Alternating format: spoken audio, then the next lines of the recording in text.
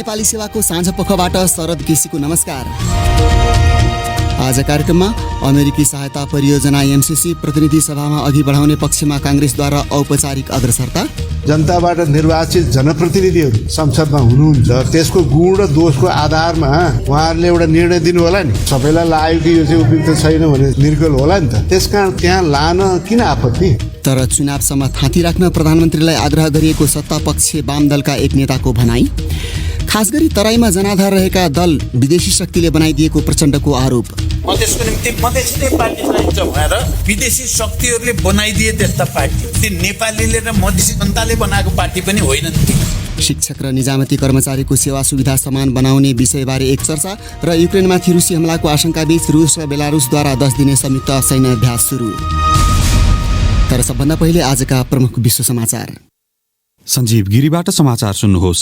रुसी सैन्य बलले बेलारुस र ब्ल्याक सीमा संयुक्त सैन्य अभ्यास सुरु गरेसँगै ब्रिटेनका प्रधानमन्त्री बोरिस जोन्सनले युक्रेनबारे सङ्कट सम्भवतः सबैभन्दा खतरनाक क्षणमा रहेको बताएका छन्। बोरिस जोन्सनले खुफिया मूल्याङ्कन निराशाजनक रहेको बताउँदै भने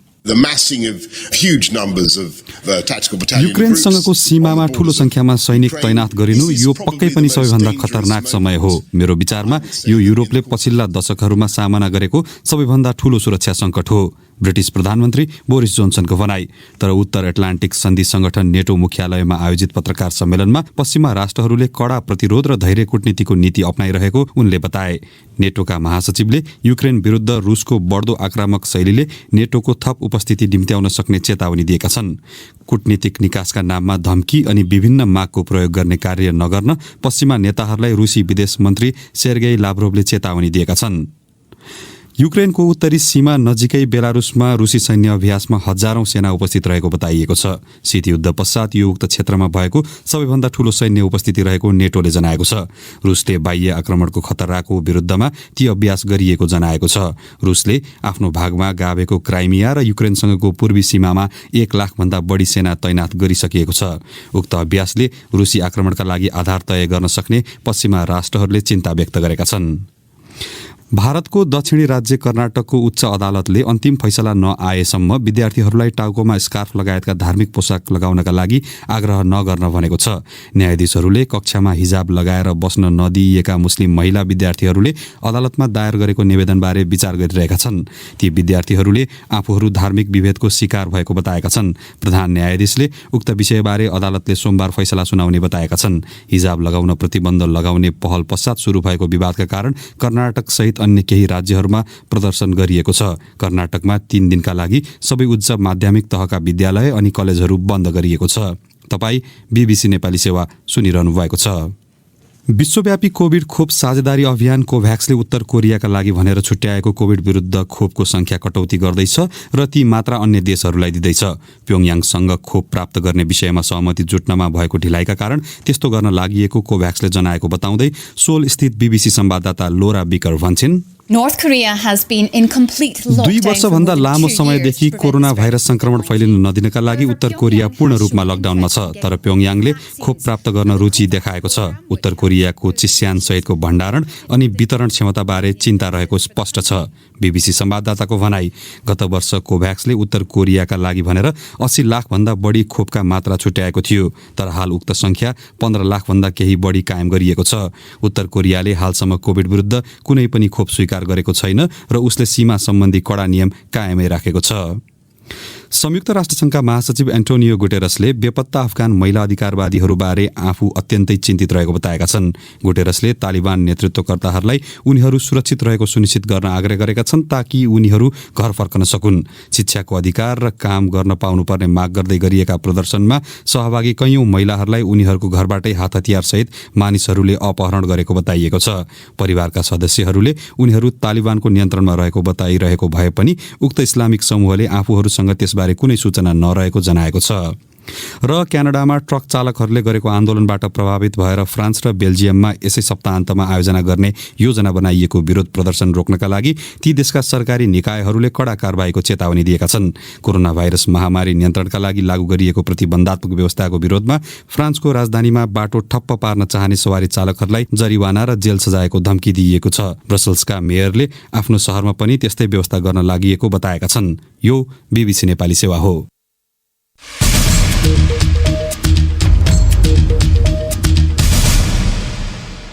साँझपखमा तपाईँलाई स्वागत छ। सरकारको नेतृत्व गरिरहेको दल नेपाली काङ्ग्रेसले अमेरिकी सहायता परियोजना एमसीसी अनुमोदनको निम्ति प्रतिनिधि सभामा अघि बढाउने औपचारिक अग्रसरता लिएको छ। पार्टीको आज भएको बैठकमा त्यसबारे छलफल भएको काङ्ग्रेसका प्रवक्ताले बताएका छन्। सत्ता गठबन्धनभित्रै वामपन्थी दलहरू भने त्यसको विपक्षमा देखिन्छन्। प्रस्तुत छ एक रिपोर्ट। प्रधानमन्त्री शेरबहादुर देउवाले एमसीसी अनुमोदनको निम्ति प्रतिनिधि सभामा अघि बढाउने प्रयास गरिरहेको भनिएका बेला उनको पार्टीले त्यसबारे औपचारिक छलफल सुरु गरेको हो। कार्य सम्पादन समितिको आज भएको बैठकपछि प्रवक्ता प्रकाश शरण महतले निकै विवादित बन्न पुगेको एमसीसीका सम्बन्धमा भने, के रहेछ भन्ने कुरा संसदमा प्रस्तुत भइसकेपछि त जनताबाट निर्वाचित जनप्रतिनिधिहरू संसदमा हुनुहुन्छ। त्यसको गुण र दोषको आधारमा उहाँहरूले एउटा निर्णय दिनु होला नि। त्यसकारण त्यहाँ लानको लागि त्यहाँ छलफल गर्नु त झन् चाहिँ पारदर्शी कुरा हो। त्यहाँ लान किन आपत्ति? त्यहाँ लगेर छलफल गरौँ। सबैलाई लाग्यो कि यो चाहिँ उपयुक्त छैन भने त्यहीबाट चाहिँ निर्गल होला नि त। उक्त सहायता परियोजना बहुमतबाट अनुमोदन हुनुपर्ने व्यवस्था छ। सत्तापक्ष विभाजित भएमा त्यसको निम्ति प्रधानमन्त्रीलाई प्रमुख प्रतिपक्षी दल नेकपा एमालेको साथ आवश्यक देखिन्छ।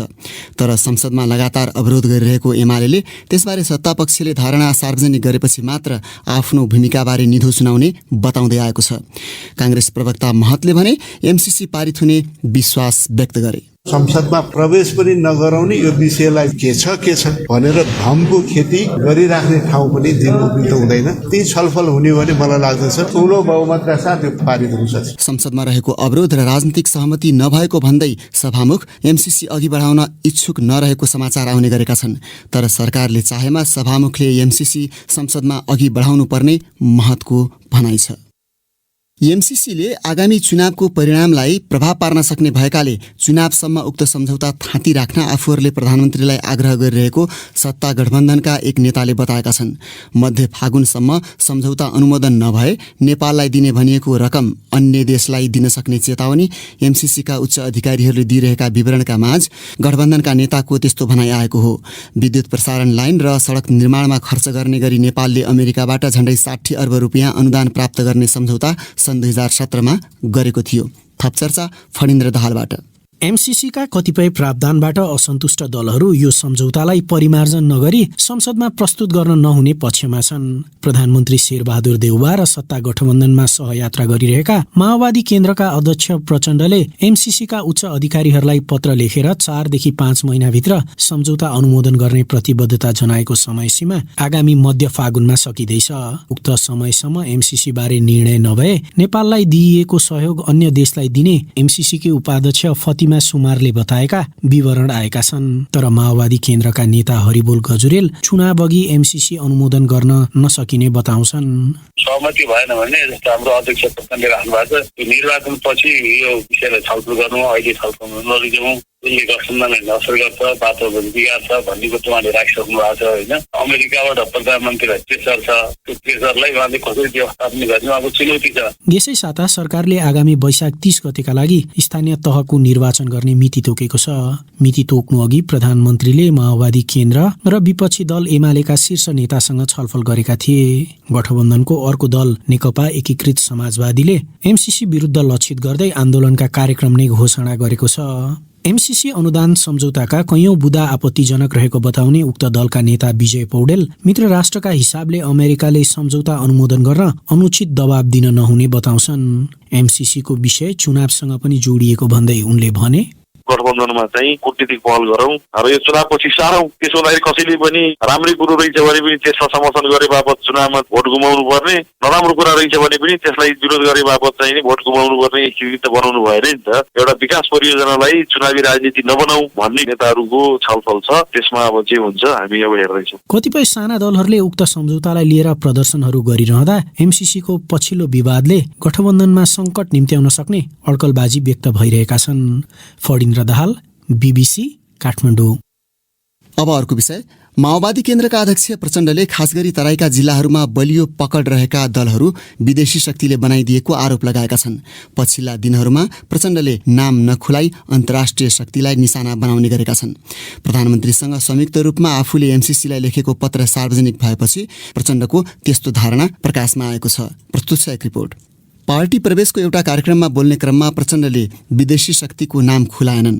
उनले शान्ति सम्झौता गर्दा ताका तराईका जिल्लामा आफ्नो पार्टीको पक्षमा जनलहर देखा परेको दाबी गर्दै भने, मधेस माओवादी भयो भने नेपालै माओवादी भयो र कसैले रोक्नै सक्दैन माओवादीलाई उसको विजय यात्रालाई भन्ने ठानेर नै निकै ठुलो षड्यन्त्र अन्तर्गत केही ठाउँमा भयानक हत्याकाण्डहरू मच्चाइयो। राजनैतिक रूपले त्यति ठुलो भ्रम छरियो कि माओवादीले केही नै गर्दैन, मधेसको निम्ति मधेसी नै पार्टी चाहिन्छ भनेर विदेशी शक्तिहरूले बनाइदिए त्यस्ता पार्टी। ती नेपालीले र मधेसी जनताले बनाएको पार्टी पनि होइनन् ती। उनको त्यो भनाई वर्तमान सत्ता पक्षीय गठबन्धनमा रहेको उपेन्द्र यादवको दलका नेता कार्यकर्ता संलग्न रहेको भनिएको गौर घटनातर्फ लक्षित थियो, जहाँ माओवादीका नेता कार्यकर्ता मारिएका थिए।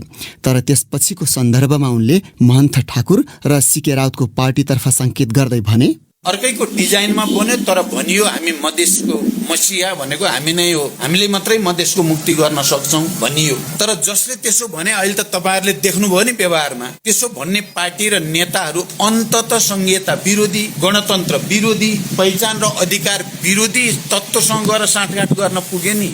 तत्कालीन जनता समाजवादी पार्टीको ठाकुर पक्ष केपी शर्मा ओलीको नेतृत्वको सरकारमा सहभागी भएको थियो।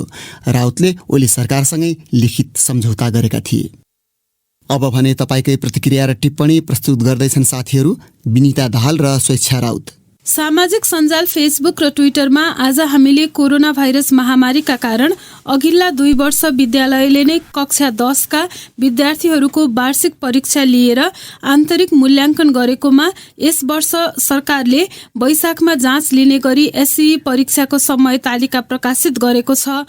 एसईई बारे तपाईको धारणा के छ भनेर सोधेका थियौं। प्राप्त जवाफमध्ये केहीलाई हामीले यहाँ समेटेका छौं। फेसबुकमा ललित आरसी पूर्ण खोप सुनिश्चित भइसकेपछि एसईई परीक्षा लिनु राम्रो ठान्छन्। यसले विद्यालयले गरेको आन्तरिक मूल्याङ्कन भन्दा विद्यार्थीलाई आफ्नो योग्यता, क्षमता अनि आफ्नो पढाइको स्तर थाहा पाउनुका साथै भविष्यमा पनि सुनौलो बाटोको लागि ढोका खुला गर्ने उनको भनाइ छ। ट्विटरमा म एक नेपाली नाम गरेका प्रयोगकर्ताले विद्यालय शिक्षा 12 सम्म कायम गरिएको अनि कक्षा 8 मा जिल्ला स्तरीय परीक्षा लिने गरिएको र मुलुक संघीयतामा गइसकेको अवस्थामा असान्दर्भिक र औचित्यहीन भइसकेको एसईई को नाममा ठूलो तामझाम हल्लाखल्लाका साथ केन्द्रीकृत परीक्षा लिनुको अर्थ छैन भनेका छन्। एसईई को विषयलाई उनले स्रोत र समयको नोक्सानी भनेका छन्। हरिप्रसाद अर्यालले पछिल्लो 2 वर्षको एसईई परीक्षा जस्तो नभएका कारण प्राप्त परिणाम प्रति कोही पनि अभिभावक र विद्यालय विश्वस्त भएको नदेखिएको उल्लेख गर्दै लेखेका छन्।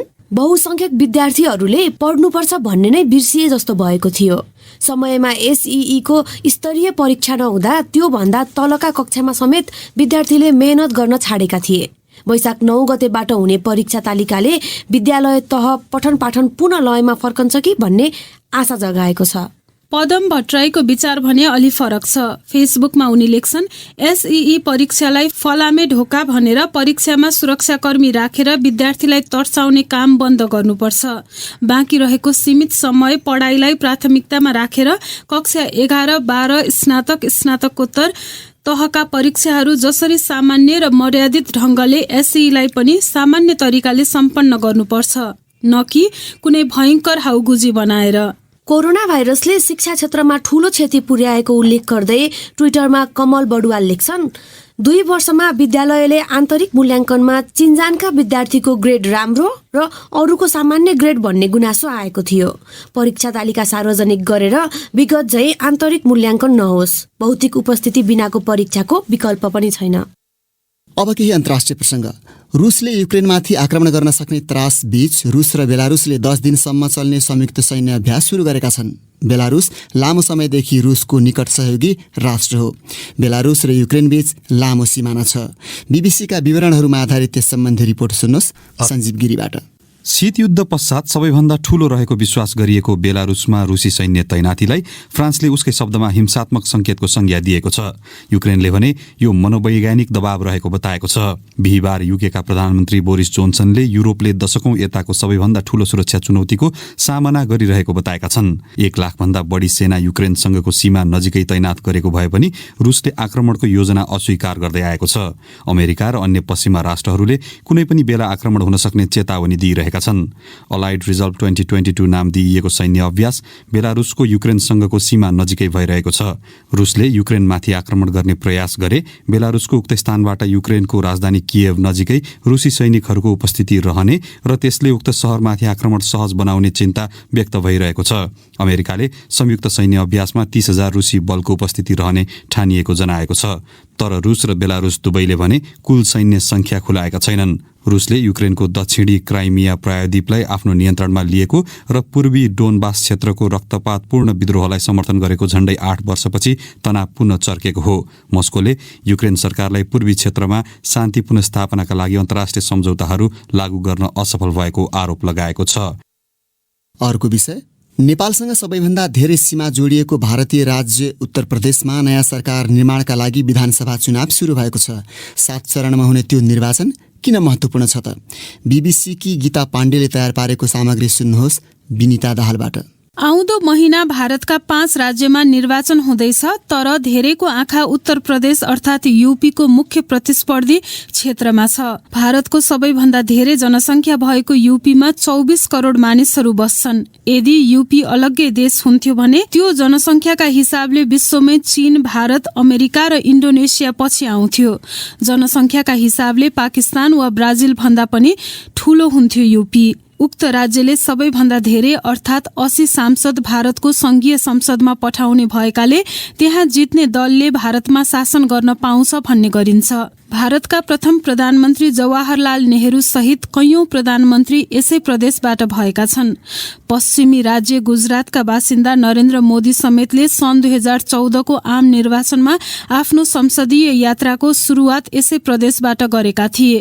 त्यहाँ सन् 2014 को चुनावमा मोदीको भारतीय जनता पार्टी भाजपाले 71 स्थान र सन् 2019 मा 62 स्थानमा जित हासिल गर्दै अधिकांश स्थान कब्जा गरेको थियो। सन् 1990 को दशकको अन्त्यतिरबाट राज्यको राजनीतिमा क्षेत्रीय दलहरू समाजवादी पार्टी र बहुजन समाज पार्टी बीएसपी को दबदबा रहँदै आएको छ। शक्तिमा यी दुई दल आलोपालो भइरहँदा कांग्रेस र भाजपा किनारा लाग्ने गरेका थिए।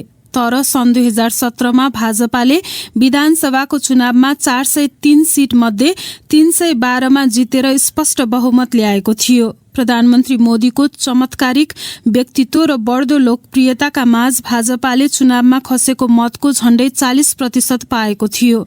उक्त दलले निकै विभाजनकारी अभिव्यक्तिका लागि चिनिएका धार्मिक सन्यासीबाट राजनीतिज्ञ बनेका गेरू वस्त्रधारी योगी आदित्यनाथलाई मुख्यमन्त्रीमा चयन गर्यो। आगामी 10 मार्चमा मतगणना हुँदा उनले उक्त पदमा दोहोरिने आशा गरेका छन्। उनलाई सघाउने क्रममा मोदीले पछिल्ला महिनामा उक्त राज्यमा झण्डै 1 दर्जन पटक भ्रमणहरू गरेका थिए। तर पछिल्ला वर्षमा उक्त दलले विवादित कृषि सम्बन्धी कानूनदेखि कोभिड महामारी व्यवस्थापन गर्ने जस्ता विषयमा आफ्नो पुरानो आधार गुमाउँदै गएको देखिन्छ।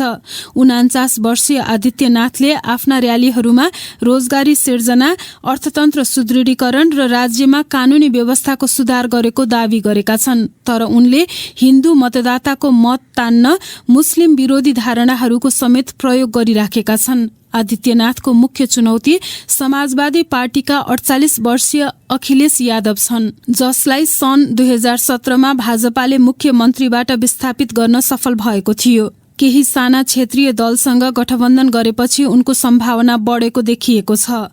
दलित समुदायबाट उदाएकी बहुजन समाज पार्टीकी नेत्री मायावती समेत पुनः शक्तिमा फर्कने प्रयासमा छिन्, तर धेरैले उनलाई रोज्न चाहे जस्तो देखिन्न। 4 पटककी मुख्यमन्त्री उनले सन् 2012 मा शक्ति गुमाइन्। भारतको मुख्य विपक्षी दल कांग्रेसको तर्फबाट प्रियंका गान्धीले नेतृत्व गरेको उत्साही चुनावी प्रचार अभियानले समेत धेरैको ध्यान खिचेको छ।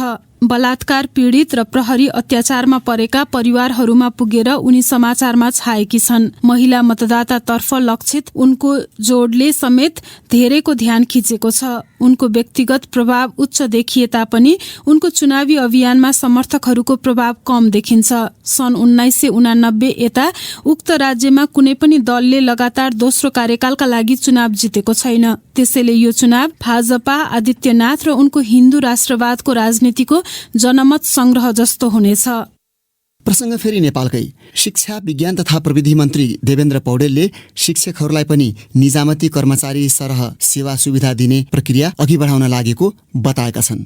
त्यसमा के विषय पर्छन् चर्चा गर्दैछिन् स्वेच्छा राउत। कर्मचारी र शिक्षक दुवै राज्यबाट सञ्चालित महत्त्वपूर्ण स्थानमा भएको र कर्मचारीले बढी सेवा सुविधा पाए पनि शिक्षक सेवा आयोगबाट उत्तीर्ण भएर विद्यालयमा पढाउन जानेले चाहिँ तलब वा सेवा सुविधा कम पाउनु अन्यायपूर्ण भएको मन्त्री पौडेलले बताए। उनले बीबीसीसँग भने, पेन्सनमा, आन्तरिक वृद्धि दरमा, बढुवामा, तलबमा शिक्षा मन्त्रालयका कर्मचारी र शिक्षकहरूको सेवा सुविधामा क्रमशः समान गर्ने गरी प्रक्रिया अगाडि बढाउँदैछौँ। शिक्षक अस्पताल हामीले सुरु गर्यौं। आन्तरिक वृद्धि दर चाहिँ रोकिएको थियो 17-18 वर्षदेखि। नियमावली संशोधन गरेर वृद्धि दरको हामीले विज्ञापन खोलिसक्यौं। शिक्षकहरूको छाता संगठन नेपाल शिक्षक महासंघले मन्त्री पौडेलको भनाई स्वागत योग्य भएको बताएको छ। विभिन्न शिक्षक संघहरूको छाता संगठन नेपाल शिक्षक महासंघका महासचिव लक्ष्मी किशोर सुवेदीका अनुसार करिब 2 महिनादेखि शिक्षकहरू 34 सूत्रीय माग सहित शिक्षा मन्त्रालयका अधिकारीहरूसँग वार्तामा छन्। उनीहरूले काज, स्वास्थ्य र दुर्घटना बीमा लगायत विषयमा निजामती कर्मचारी सरह सुविधाको माग गर्दै आएका छन्। उनले भने, तलब ग्रेडहरू सबै हाम्रो निजामती सरह नै छ अनि अघिल्लो सरकारले ल्याएको एउटा बजेटमा 10 दिने पर्यटन काज, स्वास्थ्य सुरक्षा बीमा, दुर्घटना बीमाको प्रबन्ध चाहिँ निजामती सेवाका कर्मचारीहरूको लागि मात्र भनेर सरकारले भनेको थियो। त्यसै गरी प्राथमिक तृतीय, निम्न माध्यमिक तृतीय र माध्यमिक प्रथम तहका शिक्षक र समान तहका निजामती कर्मचारीहरूको ग्रेड संख्या फरक भएको शिक्षकहरूको गुनासो रहेको छ। ग्रेडले शिक्षक वा सरकारी कर्मचारी स्थायी भएको 1 वर्षपछि उनीहरूले प्राप्त गर्ने थप तलब निर्धारण गर्छ। शिक्षामा राज्यको बजेटको 20% लगानी हुनुपर्ने शिक्षकहरूको माग रहेको छ। त्यस्तै अनिवार्य र निशुल्क शिक्षा व्यवहारमा लागू हुनुपर्छ। स्थायी शिक्षकहरूको आवधिक बढुवा, राहत लगायत सम्बन्धमा पनि वार्ता भइरहेको छ। त्यसै गरी हालको बाल कक्षा र उच्च माध्यमिक तहका शिक्षकहरूको दरबन्दी र स्थायित्वको विषय पनि उठान भएको बताइएको छ। स्वेच्छा राउत, बीबीसी, काठमाडौँ। कोभिड महामारीका कारण विगत 2 शैक्षिक सत्र विद्यालयको आन्तरिक मूल्याङ्कनबाटै सञ्चालन भएको माध्यमिक शिक्षा परीक्षा एसई यो वर्षबाट पुनः विगतको जस्तै परीक्षा केन्द्रहरू मार्फत सञ्चालन हुन लागेको अधिकारीहरूले बताएका छन्।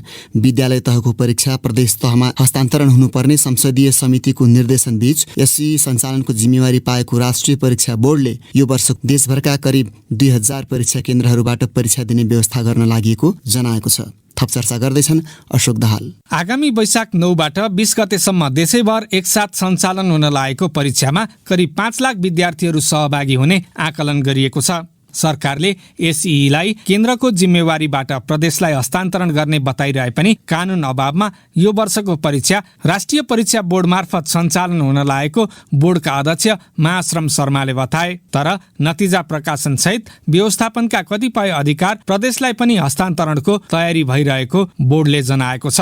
बोर्डका अध्यक्ष शर्माले भने, आगामी दिनमा हामी नतिजा प्रकाशन प्रदेश तहबाट नै गर्ने र राष्ट्रिय परीक्षा बोर्डले प्रमाणीकरण गर्ने हिसाबबाट अगाडि बढ्नेछ र राष्ट्रिय परीक्षा बोर्ड परीक्षा व्यवस्थापन, परीक्षाको नीति निर्धारण, परीक्षाका मापदण्ड तयार गर्ने बोर्ड भएको कारणले पनि यसको समन्वयमा सहरीकरणमा चाहिँ प्रदेश परीक्षा व्यवस्थापन समितिको संयन्त्रबाट चाहिँ यी कामहरू हुनेछन्। तर त्यसका लागि प्रक्रिया चलिरहेका कारण निर्णय नहुँदासम्म परीक्षा तालिका सार्वजनिक गरिएको उनी बताउँछन्। कोभिडका कारण पनि यसै पटक धेरै अधिकार प्रदेशलाई प्रत्यायोजन गर्न नसकिएको अधिकारीहरूको भनाइ छ। राष्ट्रिय परीक्षा बोर्डका परीक्षा नियन्त्रक अर्जुन रायमाझीका अनुसार विद्यालयबाट विगत 2 वर्षमा भएका आन्तरिक मूल्याङ्कनहरूको स्तरीयतामा प्रश्न उठेका कारण केन्द्रबाटै परीक्षा सञ्चालन गर्न लागि हो। परीक्षा र सम्परीक्षण स्तरीय नभएको गुनासोपछि परीक्षा केन्द्रहरूबाटै सञ्चालन गर्ने निर्णय भएको परीक्षा बोर्डको भनाइ छ। तर शिक्षाविद बालाचन्द्र लुइटेल कोभिडको असाधारण परिस्थितिलाई देखाएर एसईको जिम्मेवारी प्रदेश वा स्थानीय तहबाटै सञ्चालन गर्ने कुरामा पछि हट्न नहुने बताउँछन्। एसई खारेज गरे पनि फरक पर्दैन। विद्यालय शिक्षाको अन्त्यमा एउटा परीक्षा राम्रोसँग व्यवस्थित ढङ्गले सञ्चालन गरे पुग्छ। अहिले तत्क्षण व्यवस्थापन गर्न के गर्ने भन्दाखेरि केही विद्यालयले गर्छ, केही प्रदेशले गर्छ, बिचको अलिकति हाइब्रिड खालको जसले विद्यालयले गर्ने मूल्याङ्कनमा प्रोसेस पनि आउँछ, प्रदेशले गर्ने कुरामा अलिकति आउटकम र प्रोडक्टको डाइमेन्सन आउला त्यहाँ। शिक्षाविद लुइटेल करिब 9 दशक लामो अभ्यास भएको एसई नहटाउन कर्मचारी तन्त्र र सामाजिक मनोविज्ञान दुवैले काम गरेको बताउँछन्। शिक्षाविद लुइटेल भविष्यमा प्रदेश वा स्थानीय तह मार्फत विद्यालयहरूलाई नै एसई परीक्षा सञ्चालनको जिम्मेवारी दिनुपर्ने बताउँछन्। विद्यालय तहको अन्तिम कक्षा 12को परीक्षालाई बोर्डले सञ्चालन गरे पनि नेपालमा एसईलाई आइरन गेट बनाउन नहुने उनीहरूको भनाइ छ। अशोक दाहाल, बीबीसी, काठमाडौँ। अन्तिम प्रसङ्ग खेलकुदको। नेपाली क्रिकेट टोली 20 ओभरको विश्वकप छनौट प्रतियोगिता खेल्न ओमान पुगेको छ। युवा खेलाडीहरूको वर्चस्व रहेको नेपाली टोलीको ब्याटिङ निकै सुधारिएको मानिएकाले नेपालको सम्भावना बलियो हुने बताइएको छ। तर समूह चरणको 3 खेलमा नेपालको भाग्य निर्धारण हुने भएकाले खेल छनौट चुनौतीपूर्ण हुन सक्ने क्रिकेट विज्ञहरूले बताएका छन्। थप विवरण हाम्रा खेल संवाददाता निरञ्जन राजवंशीले तयार पारेको यो रिपोर्टमा। सन् 2014मा पहिलोपटक 20 ओभरको विश्वकप खेलेको नेपाली टोलीमा अहिले व्यापक परिवर्तन भइसकेको छ। टोलीमा युवा खेलाडीहरूको बाहुल्य छ। कुशल भोटेल र आसिफ शेखका रूपमा देखिएको प्रारम्भिक जोडीसँगै विवेक यादव र लोकेश बम जस्ता युवा खेलाडीहरू समेटिँदा टोलीमा ऊर्जा थपिएको देखिन्छ। यद्यपि युवा खेलाडीहरूले अन्तर्राष्ट्रिय अनुभव पाउन नसक्नु चिन्ताको विषय बन्न सक्ने देखिन्छ। पहिलोपटक टोलीमा समेटिएका खेलाडी लोकेश बम। नर्भसनेस पनि छ हैन, एकैचोटी अब ठुलो लेभलमा गएर खेल्न गइरहेको छु हैन, कसरी नर्भसनेसबाट अब राम्रो गर्ने त्यो कुरा चाहिँ अब कोचसँग गरिरहेको छु कि। विश्वकप छनौट फागुन 6 गतेबाट ओमानमा सुरु हुँदैछ। नेपालको समूहमा ओमान, क्यानाडा र फिलिपिन्स गरी 4 टोली छन्, जसमा समूह चरणको शीर्ष 2 स्थानमा परे नेपाल सेमिफाइनलमा पुग्नेछ र सेमिफाइनल जित्न साथ नेपाल आगामी अक्टोबर-नोभेम्बरमा अस्ट्रेलियामा हुने विश्वकपमा छनौट हुनेछ। उक्त विश्वकप छनौट खेल्नु अगाडि नेपालले ओमानमै युएई, आयरल्यान्ड र आयोजक ओमान सम्मिलित टोलीसँग 4 देशीय श्रृङ्खला खेल्दैछ, जुन खेल नेपालको विश्वकप अगाडिको कमजोरी सुधार्ने मौका हुने बताउँछन् प्रशिक्षक जगत टमाटा। त्यसमा धेरै म्याचेसहरू पनि भइसकेको छ। मेरो हिसाबले अहिले चाहिँ विकेट पहिलाको भन्दा खेल्दा अलिकति स्लो हुन सक्छ। त्यही हो कि अब फिल्डिङमा 10-15 रन हामीले रोक्न सक्यो भने म्याच चेन्जिङ भइहाल्छ। कप्तानको विवाद, छोटो तयारी र त्यसैमा अधिकांश खेलाडीहरूलाई कोभिड संक्रमित हुँदा नेपालको अभ्यास प्रभावित बन्न पुगेको थियो। तर दोस्रो पटक नेपाली राष्ट्रिय टोली सम्हाल्न फर्किएका प्रशिक्षक पुबुडु दशनायकेले 3 हप्ताको प्रशिक्षणपछि टोलीले राम्रो आकार लिएको बताए। नेपालको परीक्षा समूह चरणको 3 खेलमा हुने भएकोले प्रशिक्षक दशनायके निकै सजग देखिन्छन्। यो प्रतियोगितामा कुनै गल्ती गर्ने छुट छैन, किनकि यसमा धेरै मौका छैन। एउटा वा दुईटा गल्तीले धेरै फरक पार्न सक्छ। यस्तोमा मेरो टोलीले राम्रो गति लिएर खेल्नेछ र दोस्रो पटक विश्वकपमा पुग्नेछ भन्ने मलाई विश्वास छ। नेपालले सामना गर्ने प्रतिद्वन्दीमा ओमान सबैभन्दा बलियो मानिएको छ। युवा खेलाडीहरू थपिएको क्यानाडामा प्रवासी खेलाडीहरू भएकोले कमजोर मानिएको छैन। तुलनात्मक रूपमा फिलिपिन्स मात्रै समूह चरणको कमजोर प्रतिद्वन्दी देखिन्छ। नेपाली टोलीमा 2014 को विश्वकप खेलेका 4 खेलाडी बाहेक सबै नयाँ अनुहारहरू हुन्। नयाँ कप्तानका रूपमा सन्दीप लामिछाने आएका छन्। उनमा पनि आत्मविश्वास देखिन्छ। सबै प्लेयरहरु ट्यालेन्टलाई हेर्दा चाहिँ अहिले जुन तरिकाले हामीले प्र्याक्टिस गरिरहेको त्यो चाहिँ अहिले धेरै पछि हामीले त्यो पाएको पनि छौं र प्लेयरहरुलाई सपोर्ट पनि भएको छ र प्र्याक्टिस पनि राम्रो एउटा क्वालिटी तरिकाले भएको छ। नेपालको ब्याटिङ सुधारिएको भने प्रशंसा भइरहेको बेला बलिङ भने धारिलो मानिएको छैन। शक्ति गौसन र बसन्त रेग्मीले लामो समय थेगेको स्पिन बलिङ अब युवा पुस्तामा आइसकेको छ। बरु तेज बलरका रूपमा जितेन्द्र मुखिया फेरि टोलीमा फर्किएका छन्। मुखियासँगै ज्ञानेन्द्र मल्ल, प्रदीप ऐरी र शरद पेशावकर मात्रै पुराना अनुहार हुन्। शरद पेशावकर पुरानो अनुभव पनि महत्वपूर्ण हुन सक्ने बताउँछन्। पुदु सरको अन्डरमा खेलेर पहिला हामी वर्ल्ड कपसम्म पुग्यौं। त्यो एउटा ब्याक अफ द माइन्ड एउटा थाहा छ कि लाइक त्यो कसरी पुग्ने भनेर। इभन लाइक ज्ञानुको एक्सपिरियन्स अहिलेको टिमलाई शेयरिङ भइरहेछ हैन। समग्रमा त्यो कम्बिनेसनले गर्दा चाहिँ आई थिंक टिमलाई एकदम बेनिफिट नै भइरहेछ। सन् 2014 पछि नेपाल सामु फेरि एकपटक विश्वकपमा पुग्ने मौका आएको छ। यद्यपि नेपाली टोलीको वास्तविक अवस्था भोलिबाट सुरु हुने 4 देशीय श्रृङ्खलाको प्रदर्शनको छनकले देखाउनेछ। निरञ्जन राजवंशी, बीबीसी, काठमाडौँ।